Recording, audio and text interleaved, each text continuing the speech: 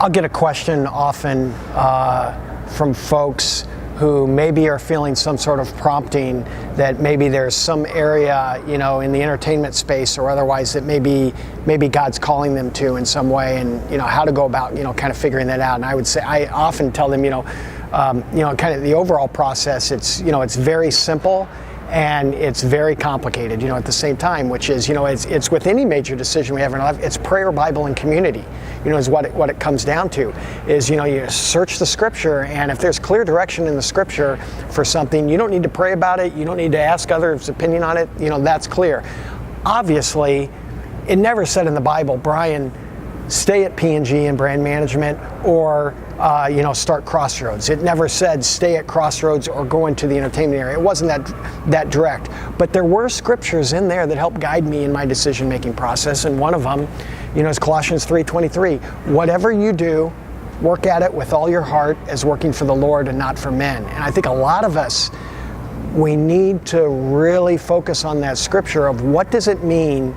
Work is hard. All work has things that we don't enjoy, that is rough, but in the end, are you doing something with the work of your hands that you can say you can do with all your heart as working for the Lord? And if not, you've got some serious work to do, because I would say you just might be falling prey to a spirit of fear that's telling you that what God's designed you for is too risky for you to step out and do. And so you've got a process of prayer and Bible community to go through in, kind of figuring that out. But what I can tell you is that, it's very clear, God did not give us a spirit of fear. He gave us a spirit of sonship, and what that means that we can step out and be who He created us to be. Well, can you, on the camera, can you answer that? We were having that side conversation about tapping into the same tool belt. Sure.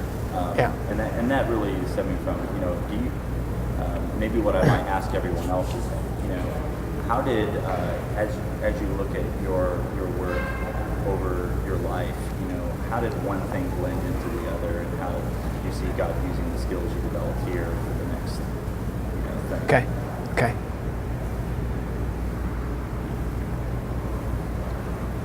I think the most surprising things for me in the strange kind of not direct journey that I've had in my career or careers is how often I find myself reaching into the exact same toolbox. I remember when I left P&G and we had started Crossroads, I was surprised at how much it was still about problem solving, motivating other people, listening, communication, all of that. And I found that not only when I was at Crossroads, and then also in kind of the work that we're doing now, I found that it's a very similar skill set, that I'm reaching to for that. I have to think for a second. There was something else I was going to say there and I forgot.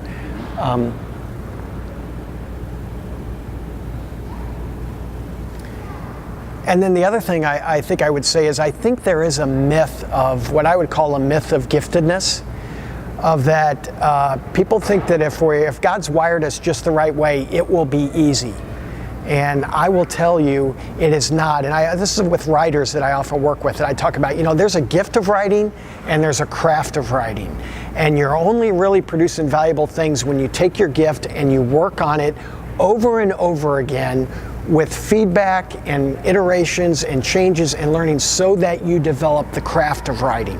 And so I would say, do not fall prey to the myth that if God has really called you to something, it's going to be easy right away. You need to be honest with yourself are these gifts that God's given me, but then you need to work hard to fan those gifts into flame for the kingdom, and what that means. So much so that one of my pieces of advice that I give people is that if I walk into a room, and whether it's directors, it's writers, it's producers, it's actors, whatever, and on one side of the room there's people that have A-level talent and B-level perseverance, and on the other side of the room they all have B-level talent and A-level perseverance, my money's on the B talent people every single time.